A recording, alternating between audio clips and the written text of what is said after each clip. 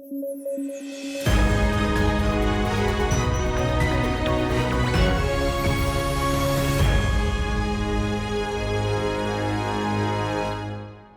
News at 9 programme में आपका स्वागत है। मैं हूं अमृत उपाध्याय। आइए जल्दी से देखते हैं आज की हेडलाइंस।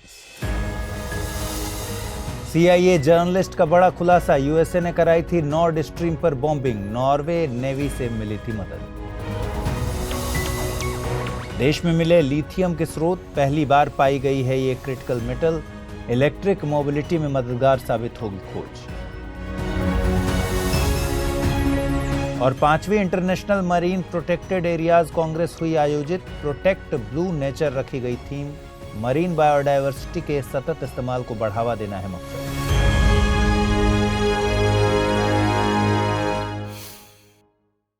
आइए खबरों की शुरुआत करने के पहले एक बार फिर बता दूं मैं कि स्टडी IQ IAS हिंदी ने पहली बार हिंदी माध्यम में लाइव फाउंडेशन कोर्स लॉन्च किया है 14 फरवरी से, जिसकी शुरुआत हो रही है शाम 6 बजे। सिविल सेवा परीक्षा की तैयारी करने वाले सभी अभ्यर्थियों के लिए यह कोर्स बहुत उपयोगी है। कोर्स को खरीदने के लिए लिंक डिस्क्रिप्शन में है। छूट के लिए अमृत लाइव कोड का प्रयोग कर सकते हैं। चलिए शुरू करें। दुनिया को NPT, MTCR जैसी संधियों का पाठ पढ़ाने वाला देश अगर दो देशों के बीच की गैस पाइपलाइन को बमबारी के जरिए तहस नहस कर दे तो वैश्विक शांति का भविष्य क्या होगा? पर्यावरण प्रदूषण पर चल रही दुनिया भर की बहस का क्या हासिल होगा? दरअसल एक अमेरिकी इन्वेस्टिगेटिव जर्नलिस्ट ने दावा किया है कि सितंबर 2022 में नॉर्ड स्ट्रीम पाइपलाइन पर CIA द्वारा बॉम्बिंग की गई थी। CIA का ये गुप्त ऑपरेशन व्हाइट हाउस के निर्देशों पर परफॉर्म किया गया। हालांकि जो बाइडेन प्रशासन ने रिपोर्ट को पूरी तरह से फिक्शनल बताया है, यानी झूठा बताया है। रिपोर्ट के मुताबिक इसमें नॉर्वे की नेवी से मदद भी ली गई थी। इन्वेस्टिगेटिव जर्नलिस्ट सीमोर हर्ष पुलित्जर अवार्ड से सम्मानित हैं। ये अवार्ड USA स्थित कोलंबिया यूनिवर्सिटी के द्वारा बेहतरीन पत्रकारिता के लिए दिया जाता है। वे न्यूयॉर्क टाइम्स के लिए भी काम कर चुके हैं। अब USA के पास दो ही विकल्प हैं, या तो पुलित्जर अवार्ड के मानकों को बदल दिया जाए या रिपोर्ट को फिक्शनल कहने से बचा लिया जाए। गौरतलब है कि नॉर्ड स्ट्रीम एक अंडर वाटर गैस पाइपलाइन है जो कि रूस से जर्मनी तक बाल्टिक सी के रास्ते पहुंचती है। 1224 किलोमीटर लंबी ये पाइपलाइन रूस के उत्तर पूर्वी भाग को जर्मनी के उत्तर पूर्वी भाग से जोड़ती है। इस प्रोजेक्ट को नॉर्ड स्ट्रीम AG कंपनी द्वारा संचालित किया जा रहा है। ये पाइपलाइन 2011 में ऑपरेशनल हुई थी। इससे केवल जर्मनी ही नहीं बल्कि यूरोप के अन्य देशों को भी गैस हासिल होती है। आपको बता दें कि CIA यानी सेंट्रल इंटेलिजेंस एजेंसी USA के राष्ट्रीय सुरक्षा के हितों के लिए काम करने वाली एक स्वतंत्र एजेंसी है। CIA USA की फर्स्ट लाइन ऑफ डिफेंस के तौर पर काम करती है। वर्ल्ड इनइक्वालिटी लैब ने क्लाइमेट इनइक्वालिटी रिपोर्ट 2023 जारी की है। रिपोर्ट के मुताबिक एक देश के भीतर अमीर और गरीबों के बीच कार्बन उत्सर्जन का अंतर देशों के बीच उत्सर्जन के अंतर से ज्यादा है। कम और मध्यम आय वाले देश जलवायु परिवर्तन से ज्यादा प्रभावित हैं, जबकि वे विकसित देशों की तुलना में कम ग्रीन हाउस गैसें उत्सर्जित करते हैं। रिपोर्ट के हिसाब से टॉप 10% देशों द्वारा किया गया उत्सर्जन 48% के बराबर है। वहीं इन देशों के पास फाइनेंस की क्षमता 76% है। इन पर जलवायु परिवर्तन का प्रभाव केवल 3% है। वहीं आखिरी के 50% देशों का उत्सर्जन मात्र 12% है, लेकिन जलवायु परिवर्तन से होने वाले नुकसान में इनकी भागीदारी 75% है। दशकों से जलवायु परिवर्तन के मामले पर देशों के बीच उत्सर्जन के हिसाब से जिम्मेदारी उठाने की बहस चल रही है। इस रिपोर्ट में पहली बार व्यक्तियों के हिसाब से जलवायु परिवर्तन की जिम्मेदारी की बात कही गई है। मतलब ये कि अमीर ज्यादा ग्रीन हाउस गैसें उत्सर्जित करते हैं तो गरीब कम। इसी हिसाब से जलवायु परिवर्तन से निपटने की जिम्मेदारी कॉमन बट डिफरेंशिएटेड रिस्पॉन्सिबिलिटीज के सिद्धांत के मुताबिक सौंपी जाए। 3 फरवरी से शुरू हुई 5वीं international marine protected areas congress कल खत्म हो गई। समुद्री संरक्षण से जुड़े इस बड़े सम्मेलन का आयोजन कनाडा के वैंकूवर में हुआ।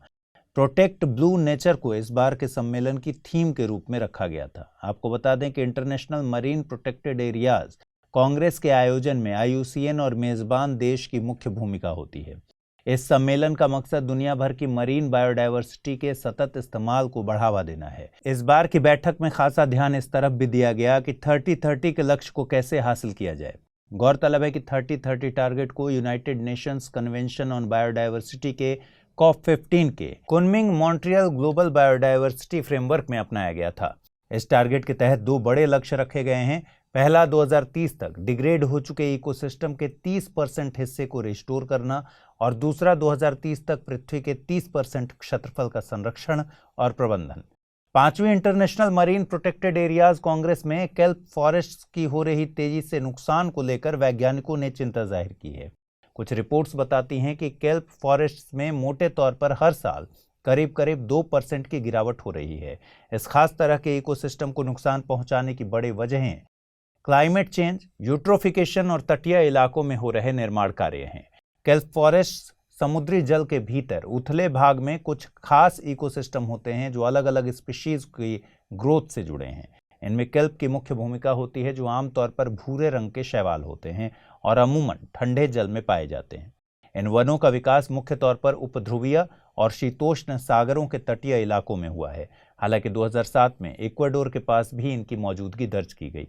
ये वन दुनिया भर की तटीय रेखा के करीब 25% हिस्से को घेरते हैं और मछलियों, अकशेरुकियों और दूसरे समुद्री जीवों के लिए भोजन मुहैया कराते हैं। केल्प फॉरेस्ट्स में हो रहे कमी के लिए एक खास मॉस एनिमल ब्रियोजोआ को भी जिम्मेदार माना जा रहा है। ब्रियोजोआ सी वीड को समुद्र तल में डुबो देता है और बाकी के क्षेत्र से अलग कर देता है। आज देश के लिए एक बड़ी और अच्छी खबर आई। दरअसल देश में पहली बार लिथियम के स्रोत पाए गए हैं। जम्मू कश्मीर में 5.9 मिलियन टन रिजर्व की बात कही जा रही है। जियोलॉजिकल सर्वे ऑफ इंडिया ने जम्मू कश्मीर के रियासी जिले में लिथियम पाए जाने की पुष्टि की है। लिथियम एक नॉन फेरस धातु है जो कि ईवी बैटरीज में एक प्रमुख तत्व के रूप में प्रयोग की जाती है। दुनिया को अपने लैपटॉप, फोन और इलेक्ट्रिक व्हीकल्स के लिए लिथियम बैटरी की जरूरत है। वर्तमान में भारत लिथियम, कोबाल्ट और निकिल जैसी धातुओं के लिए आयात पर निर्भर है। लिथियम जैसे क्रिटिकल मेटल्स का मिलना भारत को आत्मनिर्भर बनाने में मददगार होगा। साथ ही 2070 तक रखा गया नेट जीरो का टारगेट भी पूरा करने में मदद मिलेगी। लिथियम को एक ड्रग के तौर पर बाइपोलर डिसऑर्डर को ट्रीट करने के लिए भी प्रयोग किया जाता है। दुनिया में बोलीविया, चिली और अर्जेंटीना को लिथियम ट्रायंगल के तौर पर जानते हैं। लिथियम ट्रायंगल पृथ्वी पर मौजूद शुष्कतम क्षेत्रों में से एक है। यह क्षेत्र लिथियम सप्लाई के 75% के लिए जिम्मेदार है। आइए जल्दी से देखते हैं बुलेटिन पर आधारित क्या प्रश्न बनते हैं। पहला सवाल है, निम्नलिखित कथनों पर विचार कीजिए। नॉर्ड स्ट्रीम एक गैस पाइपलाइन है। CIA यूरोपीय यूनियन की जांच एजेंसी है। उपर्युक्त में से सही कथन चुनिए। केवल एक, केवल दो, एक और दो दोनों, न तो एक और नहीं दो। दूसरा प्रश्न, निम्नलिखित कथनों पर विचार कीजिए। क्लाइमेट इनइक्वालिटी रिपोर्ट 2023 UNEP के द्वारा जारी की जाती है। केल्प फॉरेस्ट स्थलीय इकोसिस्टम का एक प्रकार है। सही कथन चुनना है। केवल एक, केवल दो, एक और दो दोनों, न तो एक नहीं दो। आइए देखें पिछले बुलेटिन में मैंने क्या सवाल पूछे थे और उनके जवाब क्या हैं। पहला सवाल था, कथनों पर विचार करना था। अनुच्छेद 105 संसदीय विशेषाधिकारों से संबंधित है। महुआ मोइत्रा पहली महिला सांसद हैं जिनके खिलाफ विशेषाधिकार प्रस्ताव लाया जाएगा। सही कथन या कथनों को चुनना है। केवल एक, केवल दो, एक और दो दोनों, न तो एक नहीं दो। सही जवाब है विकल्प ए। दूसरा कथन गलत है। महुआ मोइत्रा से पहले इंदिरा गांधी के खिलाफ विशेषाधिकार प्रस्ताव लाया जा चुका है। अगला सवाल, निम्नलिखित कथनों पर विचार कीजिए। परमाणु ऊर्जा में विद्युत उत्पादन के लिए नाभिकीय विखंडन तकनीक का प्रयोग किया जाता है। किलोनोवा परमाणु ऊर्जा के क्षेत्र में काम करने वाली एक तकनीक है। सही कथन का चुनाव करना है। ऑप्शंस हैं केवल एक, केवल दो, एक और दो दोनों, न तो एक नहीं दो। और सही विकल्प है कि दूसरा कथन गलत है, इसलिए विकल्प ए सही है। किलोनोवा एक रेयर कॉस्मिक घटना है। तो आज के बुलेटिन में इतना ही रखते हैं। खबरों को लगातार देखते रहिए। कल रात 9 बजे पूरे हफ्ते के कंपाइलेशन के साथ आपसे मुलाकात होगी। ख्याल रखिए अपना, ठीक से पढ़ाई कीजिए। स्टडी IQ IAS हिंदी को अगर सब्सक्राइब नहीं किया है तो सब्सक्राइब कर लीजिए। नमस्कार।